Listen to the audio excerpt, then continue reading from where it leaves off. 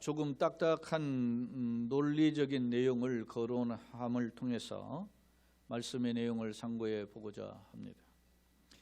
독일의 법학자이자 정치학자인 칼 슈미트라고 하는 사람이 있습니다.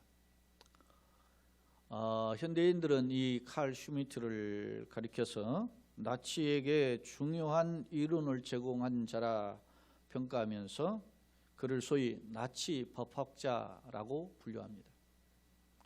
실제로 그는 2차 대전 후에 전범 재판을 받았고, 그리고 풀려난 뒤에 은둔 생활을 하다가 사망한 바가 있습니다.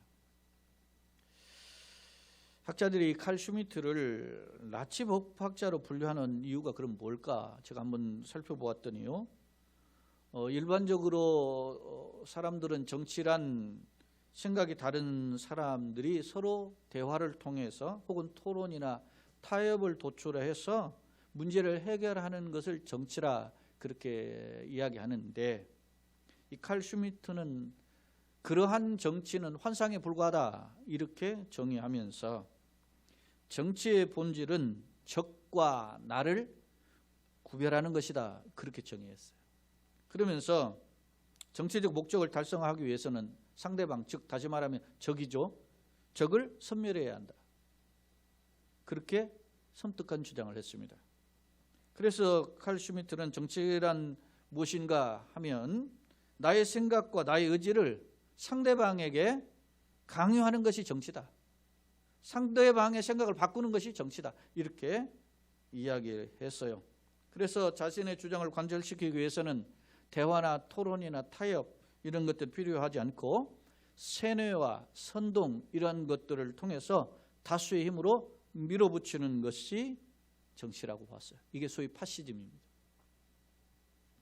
사랑하는 성도 여러분, 이와 같은 칼 슈미트의 주장에 대해서 여러분은 어떻게 생각하십니까? 지금 우리는 분명 민주주의라고 하는 사회에 살고 있습니다.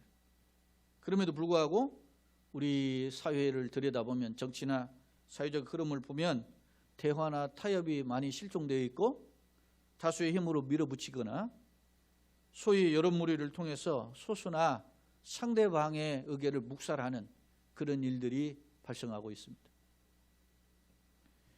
일례로 코로나19의 1년여간이 지금 지나가잖아요. 10개월 이상이 지났는데 정부는 국민 건강을 지킨다는 논리로 국민들에게 여러 가지 명령과 규제를 아주 그냥 함부로 하고 있어요. 지금 문제는 이러한 명령과 규제에 상당수 불만을 가지고 있음에도 그를 따라가고 있는 것이 사실입니다. 그런데요, 우리의 모습과 다른 나라의 모습을 보세요. 소위 선진국이라고 하는 나라도 우리보다 더 강제적 규제와 명령이 있어요. 그럼에도 불구하고 이에 대한 국민의 동참의식이 각각의 태도가 달라요. 때로는 우리는 굉장히 일사불란한데 우리가 시민의식이 높은 것 같이 보이죠. 그러나 민주주의를 체험하고 맛본 국가와 억압과 어떤 그런 독재 이런 것에 오랜 기간 길들여진 국가에 대응하는 국민의 태도가 다르다는 것을 이번 기회를 통해서 저는 느끼게 돼요. 우리 국민이 난 성숙하다고 봅니다. 그러나 그럼에도 불구하고 상당 부분 강력한 힘의 논리 앞에서는, 어떤 대중의 논리 앞에서는 그것이 여론몰이나 특히 우리의 문화가 일제 문화를 거부하면서 따라가고 있는 대표적인 문화가 뭐냐면 왕따 문화예요. 그냥 공격에 집중적으로 여론몰이를 통해서. 여러분, 지금 3만 명이 넘는 감염자가 발생했는데요, 이 감염자가 발생한 사람들이 다 죄인입니까? 3만 명이면 옛날 기준으로 보면 도시 하나의 규모예요. 그럼 어마어마한 사람이 감염됐는데 이 사람을 다 소외당한 사람으로 몰아붙일 겁니까? 잘못했고 너는 어떤 전염병의 어떤 그 방역 규칙을 잘 지키지 않았기 때문에 넌 잘못한 놈이야 이렇게 몰아붙일 것입니까? 그들을 보듬어 주고 이해하고 배려할 어떤 게 있습니다. 물론 국가에서 어떤 그 방역의 비용을 분담하고 우리 비용을 분담하는 건 사실입니다. 그러나 그보다 더 중요한 게 마음을 주고 이해해 주고 그들을 사회에서 환원할 수 있도록 도와주는 거예요. 사랑하는 여러분, 우리가 누구를 어떤 면에서 병원에 입원시켜서 그 사람 병원비 다 도와주는 거, 그것만이 그 사람에 대한 배려가 아니에요.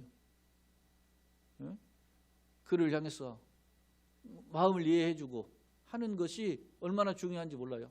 제가 어제도 그 서울대 국문과 교수인 박희병 교수가 쓴 글을 제가 그 인터넷 기사에 긴 내용이더라고. 그것을 제가 다 읽어봤는데, 왜냐하면 자기 어머니가 치매로 계시다가 얼마 전에 죽으셨는데, 자기가 그 어머니를 어떤 그 치유 어떤 또 다른 병원에 입원시켜가지고 그 돌보던 과정을 307일간의 이야기를 기록했어요. 그러면서 제가 그걸 읽으면서 어제 제 자신, 제가 사무실에서 저 자신을 많이 울었어요. 그렇구나. 예? 다시금 생각나는 거예요, 그게.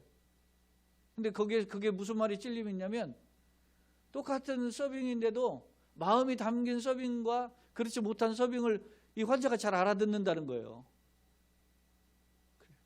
나는 잘한다고 했는데 못 알아듣는, 그러면 분노가 일어나고, 저 사람이 정말 진심으로 다가가면 그것이 그 마음에 감동이 있다라는 것으로 느껴졌다는 거예요. 나는 그렇게 했을까 하는 생각을 해보는 거예요. 사랑하는 여러분, 우리가 살고 있는 시대는 급속히 변하고 있습니다. 세상 속에서도 우리가 들어보면 아까 민주주의 사회 이런 것들을 제가 거론했잖아요. 우리가 정말 민주사회를 살고 있지만 전체주의, 그 전체주의 안에는 뭐 파시즘도 있고 나치즘도 있고 뭐 군국주의도 있고 공산주의도 있고 다 있죠. 이런 것들의 흐름으로 우리가 다가와지는 않았지만 그런 뉘앙스가 우리 가운데 나타나고 있는 것은 부인할 수 없는 거예요. 더 큰 문제는 강자에 형성된 논리가 검증되지 않은 채 교회까지, 복음까지 뒤흔들어드는 그런 상황을 우리는 지금 목격하고 있고 그 목전에 다다르고 있습니다. 여러분 보세요. 예전에 제가 그런 말을 많이 했었어요. 여러분, 전두환이나 이런 데 군사독재입니까? 제가 얼마나, 이건 정권도 아닌 대통령도 아니라고 하는 평가하는 사람이 전두환이에요.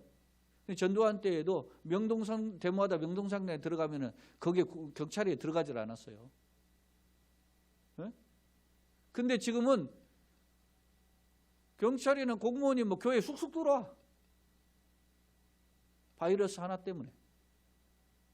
그리고 지들 할 말 다 해. 이게 우리가 이미 정부에게 학습을 줬어요.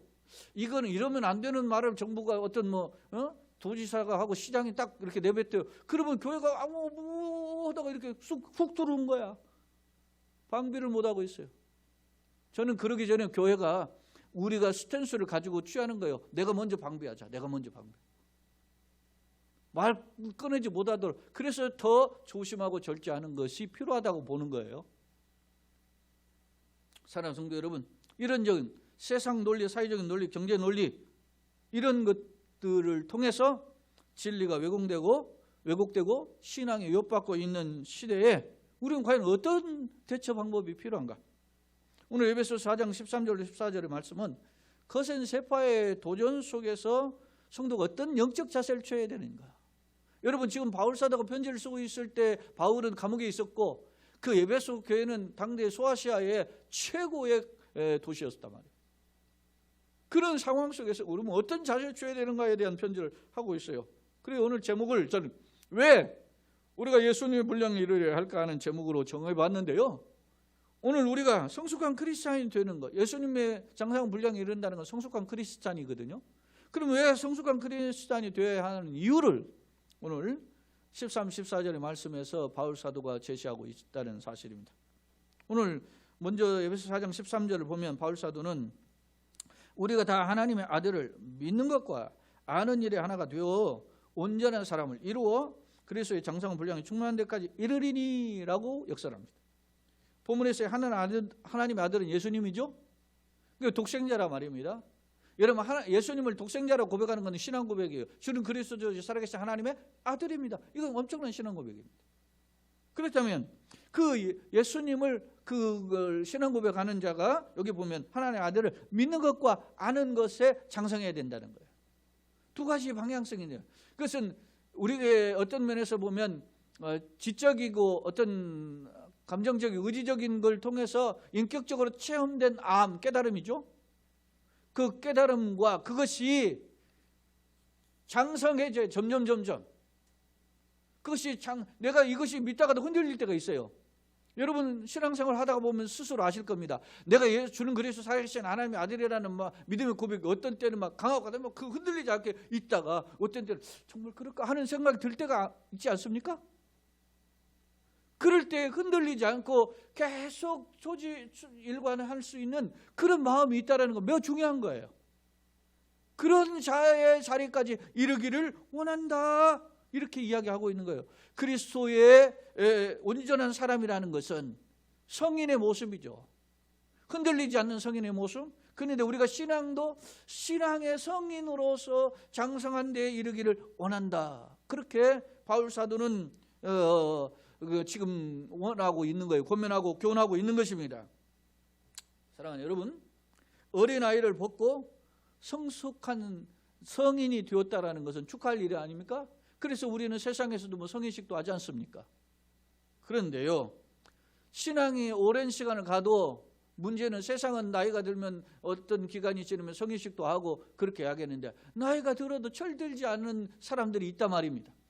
신앙생활도 마찬가지로 10년, 20년, 30년 이렇게 지나가도 철들지 않은 영적 어린아이의 신앙을 그대로 가진 사람들이 많다라는 사실입니다. 오늘 바울 사도는 그러한 자들에게, 에베소 교회가 어떤 교회입니까?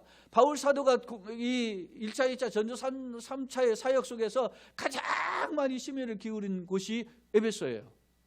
자기가 3년 동안 머물렀고 실제 사랑하는 아들처럼 여겼던 제자인 디모데를 그 에베소에 파송해서 목회자로 세운 곳이 또 에베소예요. 그런 에베소 교회가 장성한 그리스도인이 되기를 원한다. 사랑하는 여러분, 제가 자유 스스로 위로하는 그런 것이죠. 자유하는 것 중에 하나가 뭐냐면 교회 제 사이즈 규모에 대한 것을 예전에 엄청나게 신경 썼어요. 근데 그걸 내려놓은 거, 그것은 제가 스스로 위로한다 그런 표현으로 제가 생각하고 있는데, 저게는 내가 메시지를 전하고 제가 복음을 가르쳐서 진리를 증거해서 교인 중에 그 몇 사람이 변하면 예수님이 12제자를 세우셨던 것처럼 나도 12명의 제자가 세워진다면 나는 목회 성공이다. 난 그렇게 생각하고 있는 거예요. 예수님의 생각을 갖고 예수님의 마음을 품고 주님이 원하시는 사람으로 이 땅에 살고자 하는 그런 거룩한 비전을 품으면 나는 목회가 실패한 게 아니라 성공한 거다. 비록 사이드가 자꾸 사람들이 알아주지 않지만 나는 하나님이 기뻐하시는 목회를 했다. 나는 그런 생각을 가지고 있는 거예요. 사랑하는 성도 여러분, 그렇다면 오늘 우리는 예수님을 누구로 깨닫고 있습니까? 오늘 분명히 4장 13절 말씀에서 예수님이 누구신지를 깨닫고, 예수님이 다시 말하면 나를 위해 몸짓고 피 흘리시고 사망 권세를 이기신 부활하신 승리자이심을 깨닫고 그분을 굳게 믿고 세상 끝날까지 의지하며 살고자 하는 것이 분명한 믿음이요 장성한 성도의 모습이라는 사실을 보여줍니다. 주목할 점은, 그렇다면 나는 역시 오늘 이 자리에 있는 분, 가정에서 영상으로 참여하신 성도 여러분, 우리 역시 예수님은 나를 위해 몸짓고 피 흘려주신 구원하신 구세주이심을 믿으십니까? 또한 여러분은 예수님을 구세주로 믿음으로 말미암아 새로운 피조물이 되었고 이제 예수님의 능력으로 채워지는 그러한 사람이 되기를 위해서 갈망하는 그런 모습으로 고민하면서 주의 은혜를 갈망하는 자이십니까?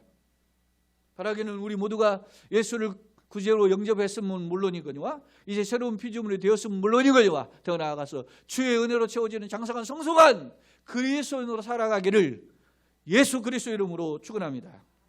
그렇다면 왜 이렇게 장성한 그리스도인이 되어야 할까? 오늘 바울서가 장성한 그리스도인 되기를 원한다 그랬잖아요. 그걸 권면했단 말이에요. 강조했단 말입니다. 그 이유가 뭘까? 14절에서 분명한 답을 제시해요. 14절 보니까 이는 이유를 제시해요. 우리가 이제부터 어린아이가 되지 아니하여 사람의 속임수 간사한 유혹에 빠져 온갖 교훈의 풍조에 밀려 요동하지 않게 하려 함이라 라고 하는 것입니다. 오늘 14절 말씀을 두 가지로 정리해 봅니다. 하나는 우리가 이제부터 어린아이가 되지 않기 위한 것입니다. 신앙생활은 장성한 자가 되어야 되기 때문에, 그러면 어린아이가 된다라는 말은 아직도 누군가 도움이 필요한 거예요. 젖을 먹어야주고 뭘 전달해주고 자기 일용할 양식을 모든 의식들을 해결해주는 누군가의 도움이 필요하단 말입니다.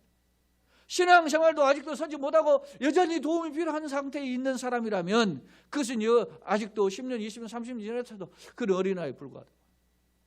어린아이가 되지 않기 위하면 영적 유아 상태. 우리가 흔히 그런 말을 하잖아요. 사람이 이렇게 하면 막 유아틱하다. 아직도 촌스럽다, 어린아이스럽다, 이런 말을 하잖아요. 그렇게. 그리고 심지어 무슨 유머를 하나 해도 말이지, 그거는 아재 개그다 이렇게 딱 하는 거예요. 블랙 코미디가 아니다는 거지, 한마디로. 사랑하는 여러분, 세상 기준도 이렇게 하는데 가장 중요한 하나님의 기준, 영적인 기준이 어린아이로 머물러 되겠습니까? 우리가 어린아이가 아닌 장성한 분량이 되기를, 하나님이 기뻐하시는 그릇이 되기를 예수님의 이름으로 축원합니다. 또 하나 이유는 뭡니까? 여기 어린아이가 되지 아니하는 이유가 뭐냐면 사람의 속임수와 또 간사한 유혹과 세상 온갖 풍조에 밀려 요동하지 않게. 이런 사람의 속임수가 때로는 등장하고 간사한 유혹에 등장할 수 있고 온갖 교훈의 풍조에 우리가 흔들릴 수 있다는 겁니다. 복음 진리에 예수 안에 서지 않으면 이런 사람의 속임수에도 넘어질 수 있고 세상 풍조에 유동할 수 있고 간사한 유혹에 넘어질 수 있다는 겁니다. 이게 다 배후에 누가 있습니까? 돈이 있고 세상 권력이 있고 그 배후에 누가 있느냐 말입니다. 전부 다 사탄의 계획가 있다는 거예요. 우리를 넘어뜨리라고 사탄의 계획가 있다. 제가 앞서 딱딱한 논리를 이야기했어요. 나치의 법학자에는 칼 슈미트 이야기를 했단 말입니다. 그것이 그 당시에만 있었던 겁니까? 오늘에는 없느냐, 내가 돌아봐야 된다는 거죠. 나치 시절에 여러분요, 독일 교회가 말이죠, 나치의 그 이점에 추종하고 충성하고 그렇게 했어요. 독일 교회가. 그것에 향해 저항한 사람이 누굽니까? 본헤퍼 같은 사람 아닙니까? 오죽하면 내 힘으로 내 생각으로 어떤 면에서 이론적으로 설득으로 안 되니까 본헤퍼가 어떻게 했어요? 오죽하면 뭡니까? 히틀러를 암살하려고 하다가 잡혀가지고 결국 죽게 됐잖아요. 그런 상황이 우리 사회도 올 수 있다는 거예요. 여러분 보세요. 우리 조변의 도처에 이상한 말이지, 세상 말로 말이지, 또라이 같은 사람들이 국가 지도자 있는 트럼프나, 제가 이야기 늘 거론하잖아요. 푸틴이나 시진핑이나 아베나 김정은 말할 거 없고, 이런 사람들이 세계의 소위 선진국이고 인류의 강대국이라는 사람들이 세상을 누르고 있는데 그걸 쫓아가잖아요. 안타까운 것은 미국이라는 나라가 말이지 그렇게 깨어있는 나라인 줄로 알았는데 이번 대통령 선거 해보니까 말이지 표가 딱 드러나잖아요. 흔들리지 않는 지지율이 있잖아요. 왜 트럼프를 내가 지지하는지, 그가 보수이고 어떻게 보니까 더 기독교적이라 이렇게 해야 되죠. 천만에 우리 여러분요, 양의 탈은 나는 일이요 늑대라고 봐요. 그런 사람들이 예수 하면서 말이지 온갖 세상 것을 잡일은 다 하는 사람, 그것이 어떻게 보면 하나님 기뻐하지 않는 일 아닙니까? 예수님 분명히 말씀해, 나더러 주의 주라는 자면 다 천국에 들어가는 것이 아니요, 분명히 말씀하셨습니다. 교회인 것 같고 교회처럼 가정하면서 교회 아닌 짓을 하는 그런 사람들, 우리는 구별하는 눈이 필요하다 말입니다. 그러니 안타깝게도 그런 상황 속에 세상이 혼탁한 세상에 양말을 거치는 그런 모습들이 교회 안에 버젓이 등장하고 있어요. 이걸 우리가 분별할 수 있는 지혜가 필요하다는 거예요. 많은 사람은 착각합니다. 그 사람이 돈이 많고 그 사람이 세상에 유명하고 그 사람이 세상에서 잘 나가면 그가 믿음이 좋은 줄로 생각해요. 그래서 그를 데려다가 무조건 간직시킨단 말입니다. 그를 데려다가 그 앞뒤를 따져보지 않고 그냥 무조건 그가 말이죠, 축복받은 사람이다, 신실한 기독교인이다, 그렇게 포장해서 이야기한단 말이에요. 매우 어리석은 짓입니다. 하나님 과연 그렇게 생각하시겠습니까? 여러분, 오늘 말씀의 거울 앞에 우리 자신을 지금 돌아보아야 됨을, 오늘 분별력을 가지고 있어야 됨을 오늘 주님께서는 이 바울 사를 통해서 에베소 교회에게 고면하고 있는 것입니다. 요동하다라는 말은 배가 흔들리는 배가 조타당치가 없어서 막 이리쯤 저리쯤 막 파도에 휩쓸리는 모습을 가리키고 있거든요. 그렇습니다. 영적 미숙아는 조그만 어려움이나 거짓 교류에 쉽게 넘어간다는 것입니다. 세상이 말이지 광명의 천사의 모습을 가지고 칼을 들이려도 그 무방비의 상태가 된단 말입니다. 사랑 여러분, 제가 앞서 히틀러가 독재를 휘두르면서 세계대전을 일으켰을 때 그것을 근거하는 것을 법적으로 근거 어떤 것을 제시한 사람이 칼 슈미트라고 했잖아요. 나치즘이 뭡니까? 힘을 가지고 있는 자가 진리고 나를 반대하는 적이다, 이렇게 생각하는 거 아닙니까? 칼 슈미트가 그런 어떤 학문적 정치적 논리를 제공한 사람이란 말이에요. 법으로. 문제는 이와 같은 논리가 이와 같은 생각이 현대에 들어와서 급속 팽창했어요. 제가 왜 이런 사상사가 그냥 거기에 나치 시리얼로 단절되나 하고 살펴보니까 이게 어디로 이어지고 있냐? 포스트 모더니즘으로 이어지고 있다. 여러분, 포스트 모더니즘을 탈현대화, 후현대화 이렇게 번역하는데요. 다시 말하면 모던을 포스트 벗어나는 거고 그 뒤에 따르는 거라 이렇게 생각하는 거예요. 그 모던이라는 게 뭐냐면은 그 모더니즘의 중심은 뭐냐면 이성주의고 합리주의고 어떤 면에서 이렇게 그 서로의 과학적이고 어떤 모던하다 이게 뭐 도시적인 감각 이런 거 현대풍 이런 것을 이렇게 우리가 표현하잖아요. 이런 것들을 벗어나고자 하는 거예요. 그런 생각이 현대적인 센스를 벗어나고자 하는 시도들이 계속되었는데 이게 오늘날에는 팽배하다는 것입니다. 문제는 합리적이고 이성을 중시하는 어떤 그런 제도화된 것들을 다 부정하고 벗어나다 보니까 전통적이고 우리가 그동안 질서적으로 지켜왔던 문제들이 이제는 어떻게 와르르 무너지고 있어요. 다시 말하면 절대적 진리가 없다는 말입니다. 그런데 그런 것이 단지 우리 세상 유행 속에서만 등장하고 어떤 것들로 나타나는 게 아니라 사상과 진리 가운데도 침투해 있다. 그래서 진리는 없다 그렇게 이야기하는 거예요. 여러분, 동성애자들이 주장하는 게 뭡니까? 그들이 외치는 뭐예요? 우리가 다름을 인정해달라는 거예요. 다름. 성소수자들이 우리도 이렇게 사랑하는 것이 잘못된 것이 아니고 니네들 우리 다르다고 인정해달라고 그랬잖아요. 그래서 교회가 100번 양보해가지고 좋다. 그래, 다름을 인정해주다. 그래서 동성애자들이라든 이런 사람들을 공격하지 말고 인권을 존중해주자. 그리고 그들을 품자. 그러면서 우리는 그들을 공격하지 않습니다. 그 교회가 캐치프레이를 내걸고 뭐라고 그랬습니까? 그러나 그들을 우리는 사랑합니다. 돌아오세요. 이렇게 한 거예요. 근데 그러면서 여전히 교회가 어떤 생각을 가지고 있어요? 동성애는 하나님 뜻이 아니다 하는 것을 가르치고 있어요. 그러면서 우리가 그들에게 이야기해요. 너가 다름을 인정해야 될 거지. 우리 다름을 인정해줬다. 우리도 그것이 잘못된 것이라고 우리가 가르친다고 하는 생각을 가진 다른 생각을 가지고 있음을 너네들 인정해달라. 그렇게 이야기했는데 동성애자들이 뭐라고 하는지 지금 교회가 가르치고 있는 것들은 틀렸다고 이야기하는 거죠. 그래서 그걸 고쳐야 된다는 것이 동성애법 아니에요 지금? 그래서 그것을 말하고 가르치면은 이제는 어떻게 해요? 고발해도 감옥에 들어가게 하고 못 가르치게 하는 거예요. 예를 들어서 여러분 생각해 보세요. 지금 장신대 통합축이죠. 그래서는 학생들이 막 동성애자 피켓 들고서는 예배 드는데 이렇게 데모가 난리가 났었어요. 이제는 교회 안에 오는 거예요. 교회 안에 예를 들어서 지금 다른 세계 보세요. 선진국들. 목사 신부들 가운데 어떻게 해요? 동성애자 있으면 안수하고 임명하잖아요 지금. 그러면 인성해요. 그러면 나는 이것이 안 된다고 하니까 우리 교회 예를 들어 전도사 부목사가 있으면 내가 너 그만둬라 이야기하면은요 노동청이 고발해버려요. 그럼 교회가 이제는 설 수 없는 상황이 온다는 거예요. 이게 심각한 거예요 지금. 우리가 다르다고 생각하는 그 생각을 말할 수 있는 권리까지 빼앗버리는 그런 거. 근데 그런 법을 추진하는 인권위원장이 누구냐면 이 기독교인이에요. 제가 왜 이렇게 흥분하는지 아십니까? 교회를 왔다 갔다만 하지 진리가 뭔지 복음이 뭔지를 모르는 거예요 지금. 사랑하는 여러분, 그래서 굳이 제가 이렇게 성경 구절 찾고자 하는 이유도 그런 거예요. 여러분, 왜 이런 현상이 벌어지고 있는가? 문제는 여러분요, 제가 심각하게 생각하는 것은 여러분 이러한 일들이 교회 안에 침투하는 것이 사실이에요. 그런데 여러분 과거에 1500년대에 1400년대 이때 막 중세 교회가 부패하니까 세상에서 교회를 거부하는 그런 일들, 하나님을 멀리하고 인간의 본영을 찾고 하는 운동이 벌어졌어요. 이게 소위 문예부흥이라고 하는 르네상스가 일어났어요. 그때 교회가 정신을 차리고 그들이 가지고 있는 합리적인 방법, 그들이 가지고 있는 논리적인 방법을 교회가 채택했어요. 채택해가지고 적극 대처한 게 종교개혁이에요.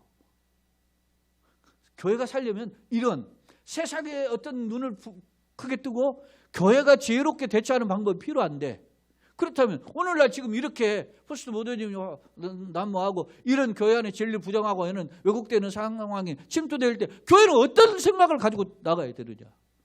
지혜가 필요할 거 아닙니까? 그러면 대책이 없는 거예요. 모든 교인들의 목사가 뜯어먹여주는 그것만 먹고 있어요. 그것도 안 먹어. 그것도 안 먹잖아요. 일주일에 매번 뭐 먹고 그걸 소화하는 사람이 얼마나 돼요?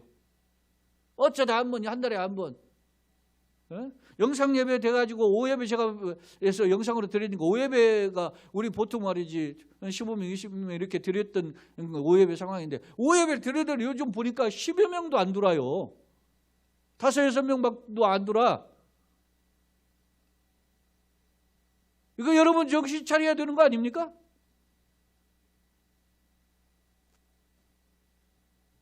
그럼 보세요. 로마서 1장 16절 말씀에 바울이 그런 말을 해요. 내가 복음을 부끄러워하지 아니하니 이 복음은 모든 믿는 자에게 구원을 주신 하나님의 능력이 됨이라. 그렇게 로마서 1장 16절, 그게 소위 1장 16, 17절이 로마서의 전체 주제 키 센텐스예요. 그런데 복음은 모든 사람이 구원을 주신 하나님 능력이라고 이렇게 이야기했는데 로마서 1장 18절에 그런데 이와는 반대로 하나님의 진노가 불경거하는 모든 사람에게 나타났다 이렇게 이야기해요. 1장 18절에. 그 이유는 뭡니까? 로마서 1장 20절에 보면 하나님의 능력이 만물에 분명히 보여돼도 그것을 거부하고 허망해져서 우상의 금수의 모양으로 바꿔치기 했다. 1장 20절 로마서 1장 23절에 계속 나와요. 사랑하는 성도 여러분, 이게 뭐예요?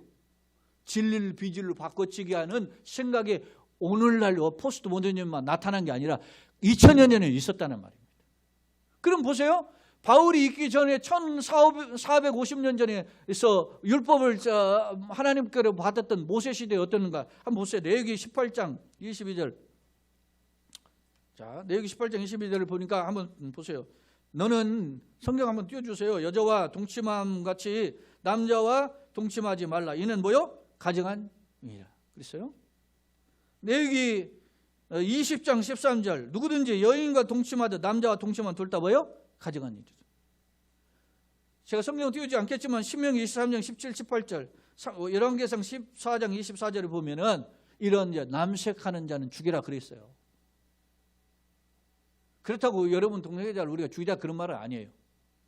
그렇게 가증하게 여겼다는 거예요. 자, 그런데 로마서 1장 26절, 27절에 보면 그런 표현이 있어요. 계속 로마서를 지금 제가 거론하는데 곧 그들의 여자들도 순리대로 쓸 것을 받고 영리로 쓰며 그와 같이 남자들도 순리대로 여자를 쓰기를 버리고 서로 향하여 음욕이 불릴 듯하며 남자가 남자와 더불어 부끄러운 일을 행하여 그들의 그릇을 상당 보응을 받았다 그랬잖아요. 바울 사도 이전에 1400~1500년 전에도 있었고 바울 사도에 있었고 지금도 있어요. 근데 그것이 어떻게 해요? 점점 더 커지고 있다는 것이죠. 교회를 향하여 훅 한번 펀치를 매겼던 것이 먹히네 하니까 더 들어올 것입니다. 이제. 그러면 우리가 어떤 자세를 가지고 있어야 되느냐? 흔들리지 않는 신앙을 가지고 있어요. 주님의 장성한 분량을 가지고 우리가 그것에 맞짱을 뜰 수 있는 영적 어떤 준비의 자세가 필요하단 말입니다. 바로 그러한 때에 나는 그렇게 준비되어 있는가? 오늘 말씀을 통해서 우리는 스스로 정리해 보아야 됩니다. 사랑하는 성도 여러분, 이처럼 세파의 거센 도전 속에 위기의 시대에 여러분 과연 어떤 영적 상태를 유지하고 계시며 그 영적 상태를 유지하기 위해서 몸부림치고 있습니까? 정말 여러분은 오늘 말씀의 교훈과 같이 주님의 장상 분량이 이렇다고 생각하십니까? 아니면 여전히 마귀의 계획에 노출되어 있고 세상 유행만을 쫓아가고 있지 않은가? 이런 영적 상태에 둔감해서 내가 걸어가는 것이 정말 수없이 하나님이 보시기 기뻐하지 않는 일이고 사탄의 공격에 노출되어 있다는 사실을 알고 있으면도 걸어가고 있지 않습니까? 여러분 생각해 보세요. 누가 옆에 감염자가 있는데 바이러스가 있고 확진자가 있는데 내가 거기 갈 사람이 있어요? 지나가도 제가 얼마 전에 우리 선교사님 아버님이 돌아가셔서 선교사를 못 나왔는데 제가 가가지고 이렇게 했는데 그 장례실이 딱 선별 감로서 이렇게 딱 체크하는데 그 골목을 지나가야 되겠더라고. 나 지하실에서 주차장 내고 가는데 거기 내가 갈까 말까 하는데 고민스럽더라고. 네?